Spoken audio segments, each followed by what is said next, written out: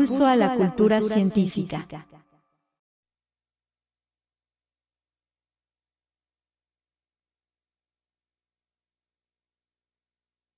Qué gusto darle la bienvenida a nuestro programa Momentum, Impulso a la Cultura Científica. Soy Rocío Ortiz y les comparto que estamos transmitiendo simultáneamente en Facebook y YouTube del Sistema Zacatecano de Radio y Televisión, así como en Momentum 24.1. Hoy nos comparte su trabajo de investigación la periodista Claudia Belmontes González, quien se integra a la academia con el interés de investigar el impacto de las redes sociales en la impartición de justicia en temas de violencia. Para ello, cursa la maestría en docencia superior en la Universidad Autónoma de Zacatecas. Mi nombre es Claudia Belmontes González. Actualmente estoy estudiando la maestría en docencia superior allí en la Universidad Autónoma de Zacatecas con enfoque en comunicación.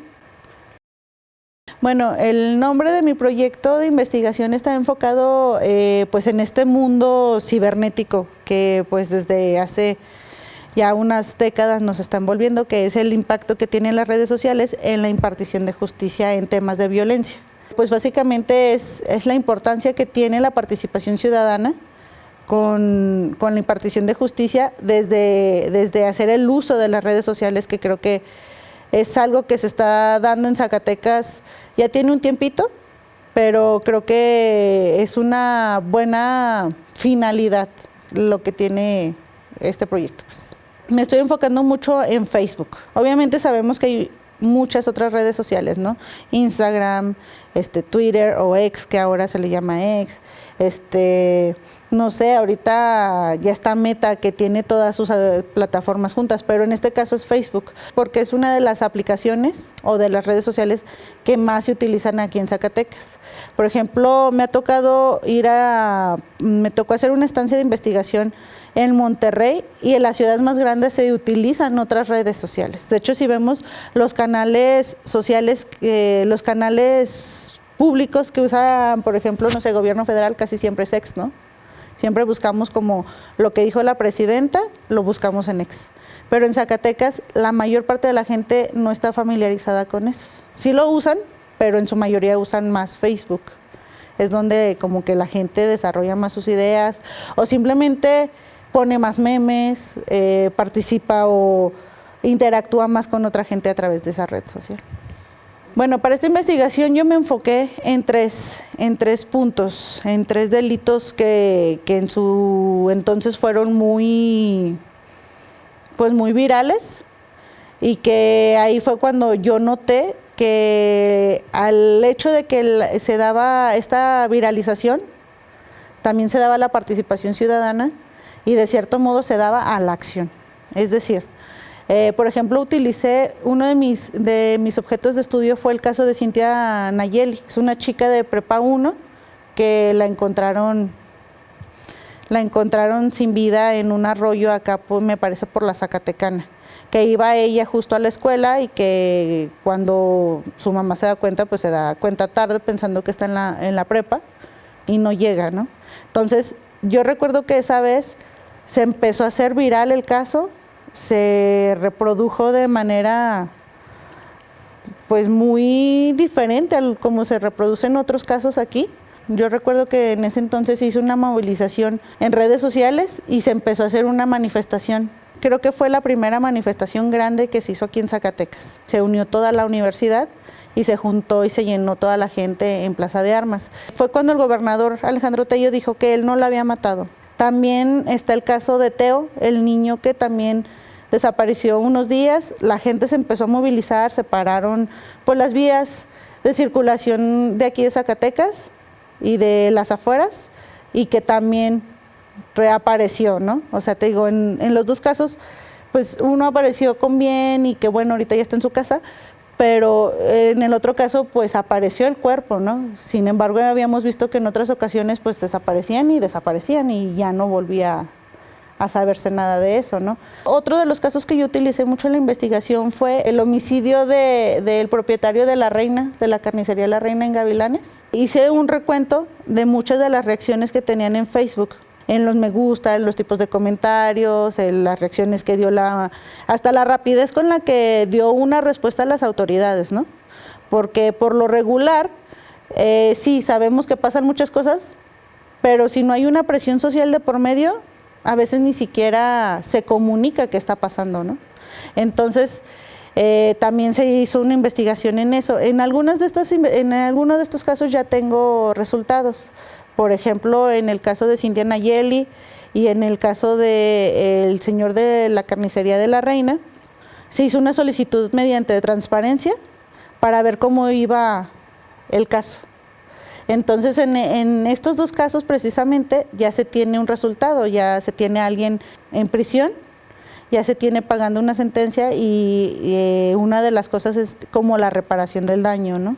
Creo que podríamos ver si realmente son las personas, si no fue un chivo expiatorio, te digo, a lo mejor, y esa es otra de las vertientes que nos podría dejar este tema para poder seguir como con la investigación, ¿no? La importancia para mí en esta investigación es realmente cómo la presión social ejerce una acción hacia las autoridades y realmente se busca dar una respuesta.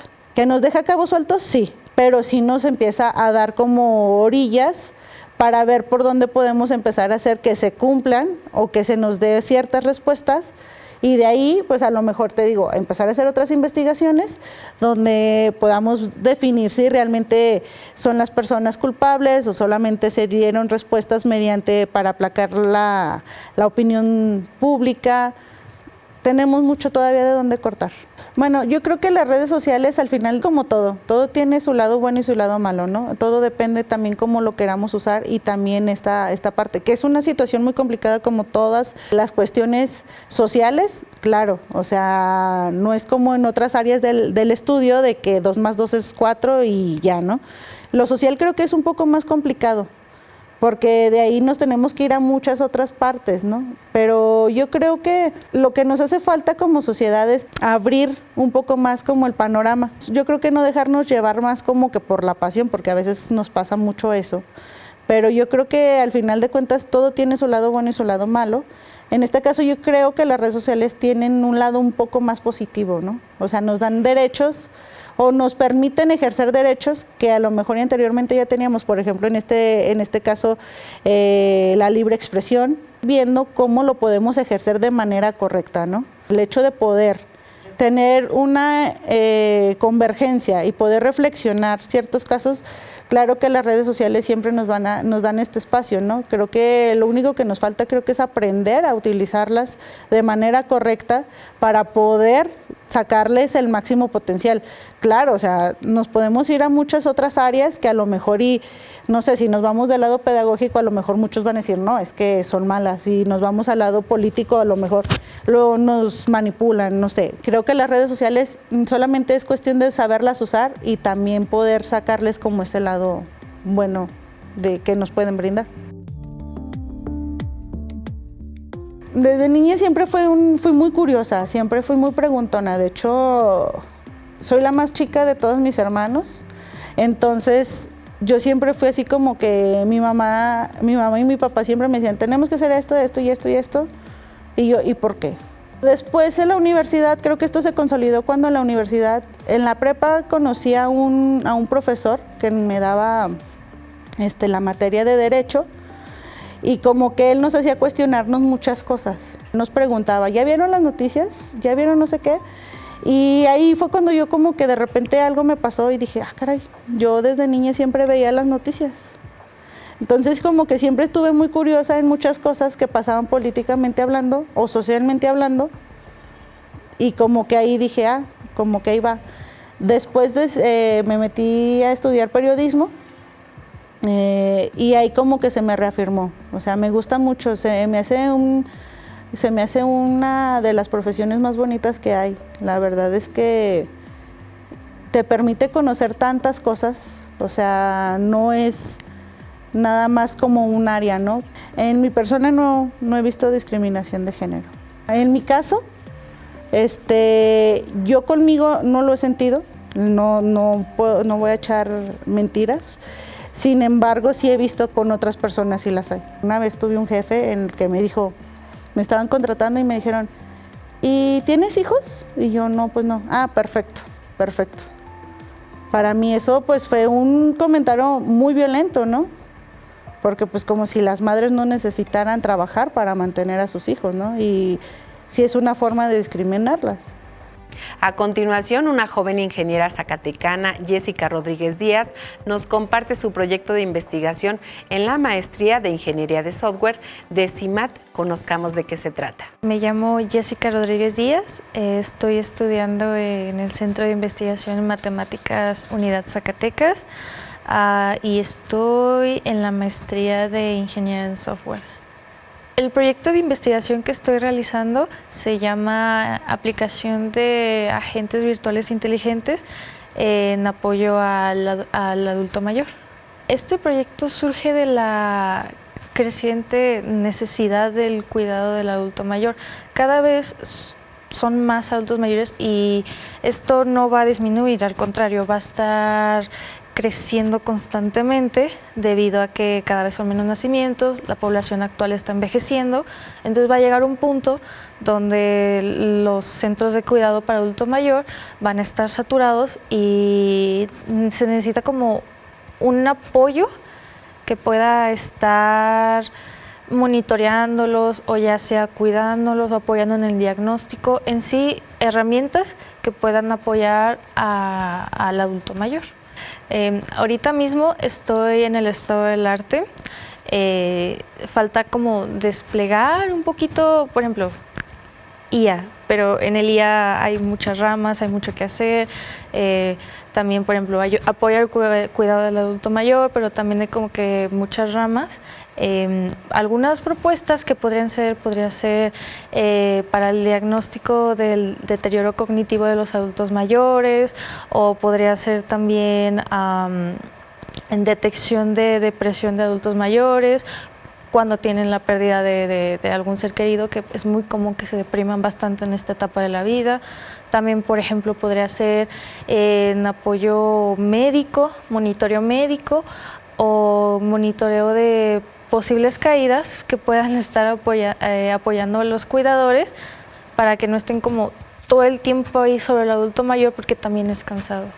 Desde niña me interesó la ciencia, más sin embargo, el modelo educativo me fue matando como que un poquito el amor por las matemáticas y todo esto. En secundaria igual, la mitad de secundaria, la verdad, mi amor por las matemáticas estaba muerto, hasta que en algún momento en tercero de secundaria lo empecé a volver a amar las matemáticas, y en prepa decidí estudiar ingeniería mecatrónica, y la verdad es un mundo muy bonito. O sea, tristemente la escuela muchas más que a motivarte puede matarte el amor, pero si es para ti, es para ti.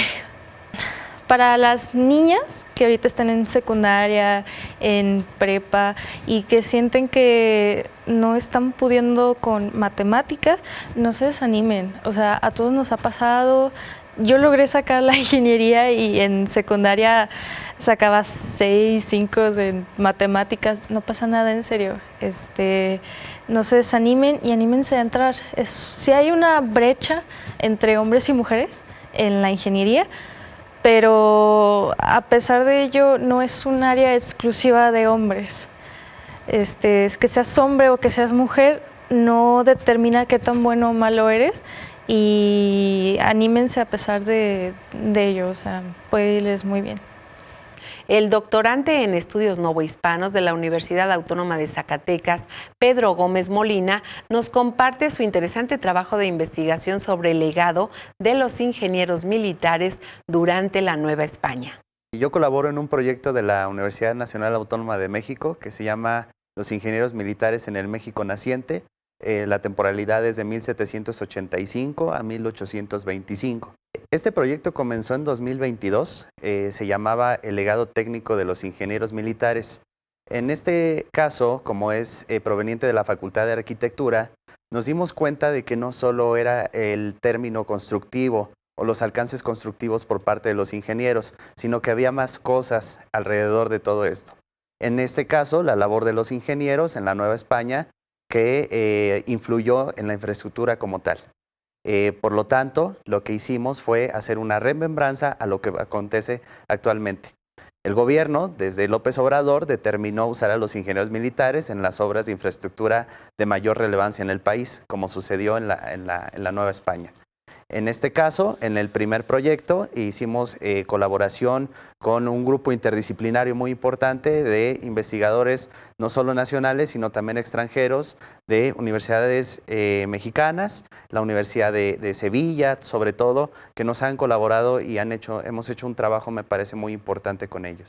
Los archivos donde se encontraron la mayor cantidad de elementos fue el Archivo General de la Nación de México, sobre todo el importante reservorio cartográfico, la Mapoteca Manuel Orozco Iberra, el Archivo General de Indias de Sevilla, el Archivo General de Simancas, el Archivo Histórico Militar de Madrid.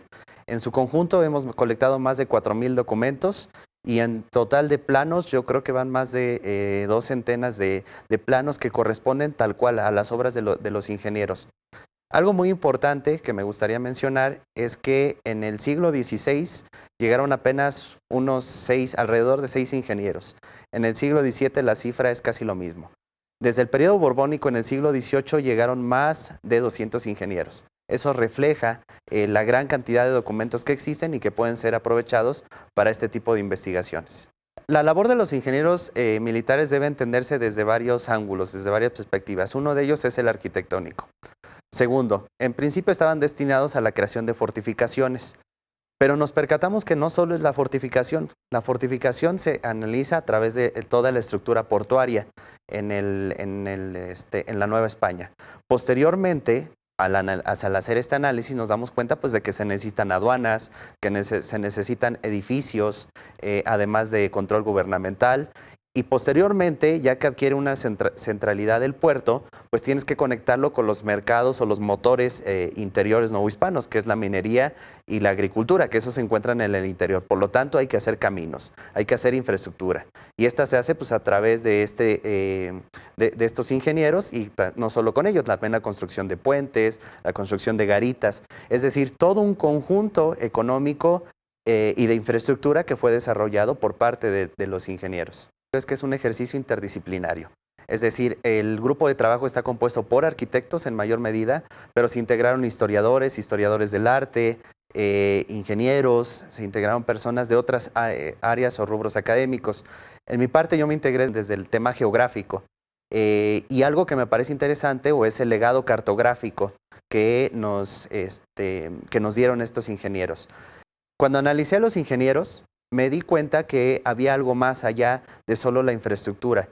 Es como bien se comenta, es una organización del espacio. ¿Para qué? Para hacer afín a las actividades económicas que se desarrollaban en la Nueva España. Por eso los ingenieros se involucraron en obras civiles. Aquí en Zacatecas tenemos el Museo de Zacatecas, que fue elaborado por el ingeniero Miguel Constanzo. Tenemos este ejemplo, tenemos el Camino de México a Toluca, el Camino de México a Acapulco, el Camino de México a Veracruz, un sinfín de infraestructura a lo largo del territorio novohispano y que incluso es un legado patrimonial en la actualidad. Nos hemos dado a la tarea también de cotejar cuáles de estos edificios se encuentran actualmente. Llegamos a otro punto más interesante y que ha sido poco abordado, que lo vimos como un vacío historiográfico, que es las obras de los ingenieros militares en materia civil y de esparcimiento. Porque también se dedicaron, por ejemplo, la Alameda de la Ciudad de México es producto del legado de los ingenieros militares, del bosque de Chapultepec, los jardines botánicos, es decir, incluso Plaza de Toros, que determinan, pues que también influían en la vida social, política de la Nueva España. Tenemos el ejemplo del ingeniero Pedro Ponce, que fue gobernador de Veracruz. Es decir, tenían una incidencia muy importante en este camino. Primero, hay que decir que estos ingenieros vienen de Europa a América. Es decir, ellos estaban formados en las academias de matemáticas de Ceuta, de Orán, de Barcelona. Es decir, en ese entonces era un hito, era un cambio tecnológico impresionante. Cuando llegan a América se dan cuenta primero que el contexto es diferente. Tienen la compleja orografía novohispana y además, pues, las condiciones sociales, la realidad es completamente diferente, incluso los insumos. Acá los ingenieros tuvieron que organizar los insumos para poder trabajar. En este sentido, pues, hubo algunas propuestas, por ejemplo, para desarrollar la Academia de San Carlos, que ya se da hasta el final del siglo XVIII, pero el legado técnico prácticamente es una adaptación de Europa en América. Una parte fundamental que interesante comentar es la cuestión de los tratados. A través de Félix Prosperi, alrededor de mediados del siglo XVIII, fue el primer tratado impreso en Nueva España y se dio aquí, a través de un ingeniero militar. Además de la divulgación de la información. ¿Por qué? Sin demeritar, es lo que siempre digo, sin demeritar el trabajo de topógrafos, agrimensores, que hicieron cartografía, que hicieron planos muy válidos, muy buenos y además con conocimiento incluso indígena. El trabajo de los ingenieros es el primer intento de sistematización cartográfica, es decir, vamos a geometrizar, vamos a homogeneizar y vamos a dejar que nuestros planos hablen por sí solos. Es algo que no se había visto. Y no solo para las cuestiones de seguridad, sino ya tenemos planos sobre cualquier infraestructura. Nos llamó mucho la atención, por ejemplo, una pulquería de la Ciudad de México. El pulque interesa porque además es uno de los de mayor recaudación fiscal. Entonces te habla que el círculo económico se integró también a través de los ingenieros. El Real Edificio de Rentas de Tabaco fue hecho por Agustín Mascaro, por ejemplo, otro ingeniero militar. Es decir, ¿cómo integras la economía? ¿Cómo conformas ese monopolio para que siga produciendo? Los tratados básicamente son toda la formación en ingeniería, en geometría y de fortificaciones. En este caso, por ejemplo, los especialistas ingenieros, los especialistas matemáticos, pues descifran cómo es que antes se hacían las fortificaciones. A nosotros nos sirve porque es el primer intento geométrico y sobre todo en cómo se divulgó la información en la Nueva España. Los tratados básicamente es un conjunto de información matemática y geométrica para desarrollar las fortificaciones. Sin embargo, nos damos cuenta que algunas se tuvieron que adaptar. ¿Por qué? Porque no es lo mismo una planicie por ejemplo, en el puerto de Ceuta, que las complejas montañas de Acapulco, ¿no? Que es una de las primeras fortificaciones. La mayor parte de ellas constaba de una infraestructura pentagonal, porque tienes que mirar hacia el mar y además hacia el interior. Hay también algunas fortificaciones que se construyeron en el interior. Sin embargo, este proyecto se ha enfocado sobre todo en desarrollar investigaciones que den cuenta de las fortificaciones en los puertos. De hecho, sin afán de hacer comercial, ahí hay un catálogo ya de, por ejemplo, el puerto de San Blas, el puerto de Acapulco y el puerto de San Juan de Ulúa. Seguimos trabajando en otros, por ejemplo, en la infraestructura de Bacalar, y que nos dan cuenta en los documentos otros detalles muy interesantes, no solo del término constructivo, sino cómo se movía la política, cómo se movía la sociedad y cómo era la vida portuaria en ese entonces. Es un periodo de la historia fascinante porque algunos de los autores lo comentan como la primera globalización. Te vienen productos de España, llegan a San Juan de Ulúa y a través de Acapulco puedes llevarlos hacia Asia. Entonces es un intercambio interoceánico muy importante. Podemos hacer una remembranza histórica en este sentido. Actualmente, por ejemplo, México se posiciona como un ente económico fundamental en este círculo global.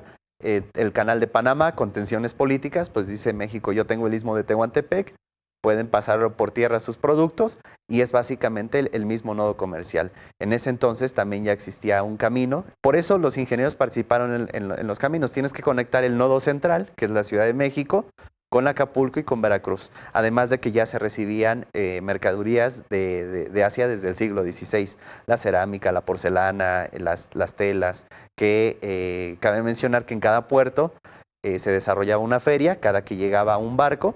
Estas ferias solo se hacían en ese contexto, en la temporalidad que llegaban, y pues movían los mercados.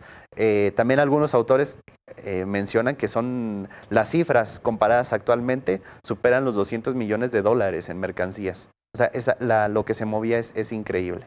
Entre los resultados más importantes es que nuestra investigación se ha podido divulgar en diferentes congresos nacionales e internacionales. Hay varios artículos publicados. Actualmente lo que tratamos es que justo esta información llegue a la sociedad como medio de valorización del patrimonio, entender. Hay un caso muy concreto que a mí me gusta mucho mencionar, el Camino de México a Toluca. que actualmente lo pasan miles y miles de personas, pero ese camino es de un ingeniero militar, Agustín Mascaró. El camino no fue modificado el primer proyecto para el camino es de 1795, que fue cuando empezó. No sufrió cambios hasta la creación de la autopista. O sea, básicamente la traza que diseñó el ingeniero era casi la misma hasta la construcción de la autopista. Esto nos da cuenta o nos da reflejo de cómo era la sociedad novohispana, cómo se movía, los medios de infraestructura y sobre todo también que la economía se requiere potencializar a través de conocimiento, a través de información, que esto también lo queremos impulsar hacia otros tipos de investigaciones históricas. Actualmente estamos en una fase, considero, de difusión y divulgación, donde además queremos llevar a la sociedad los diferentes planos que se han colectado, porque hay que obtener permisos, estas investigaciones requieren cierto rigor científico y que me parece puede aportar a la sociedad en un legado que tenemos muy, muy importante. Cuando llegan los ingenieros transcurrieron 150, 200 años de la llegada de los españoles. Por tanto, ya había cierto conocimiento o cierto legado. En este sentido, sí tuvieron que además formarse en las ciencias sociales para conocer a la sociedad y que además estuvieran formados pensando en un sentido humanista, porque hablamos del periodo borbónico, del periodo de la Ilustración, que trataba sobre el bien común, el buen vivir, vienen las cuestiones de sanidad. Un detalle muy importante, antes a la gente se la enterraba en los atrios o en las iglesias. ¿Qué es lo que dicen las reformas borbónicas? No, vamos a buscar un cementerio, un camposanto, para reubicar eso y que no haya un problema de sanidad. Entonces, en esta cuestión de infraestructura, sí crearon una escuela que posteriormente se consolidó, se materializó en la Academia de San Carlos, que diferentes directores no solo aportaron en la ingeniería, sino hablamos de la pintura, la escultura, las artes inclusive, porque ellos tenían conocimiento en todo este rubro, incluso la pintura. Los mapas son fascinantes, cómo se ve reflejado este legado técnico que traen a la Nueva España. Bien, actualmente la investigación se desarrolla en la Universidad Nacional Autónoma de México. Están todos invitados, todas y todos invitados a las jornadas que se realizan sobre ingeniería militar. Estamos por desarrollar diferentes conferencias. Queremos llevarlas no solo en la universidad, sino, por ejemplo, me parece una labor interesante trabajar con la gente de Lina, de San Juan de Ulúa, del castillo de Acapulco. Digamos que la sociedad se involucre en estos aspectos. También pretendemos desarrollar diferentes espacios o exposiciones itinerantes donde se muestre la cartografía y además se conozca un poco de la vida ingenieril y cuál es esa perspectiva que tenemos actualmente, cómo podemos aprovechar ese conocimiento técnico y sobre todo que la obra sea difundida o sea conocida, no solo para próximas investigaciones, sino para la sociedad en general. Gracias por acompañarnos con esta información. Finalizamos esta emisión de Momentum. Los esperamos nuevamente el próximo lunes a las 10 de la mañana y en nuestra retransmisión los miércoles a la 1 de la tarde. Recuerden escribirnos en nuestros sitios de Facebook y YouTube e interactuemos, hagamos crecer la comunicación científica. Soy Rocío Ortiz. Recordemos que la ciencia enriquece nuestras vidas.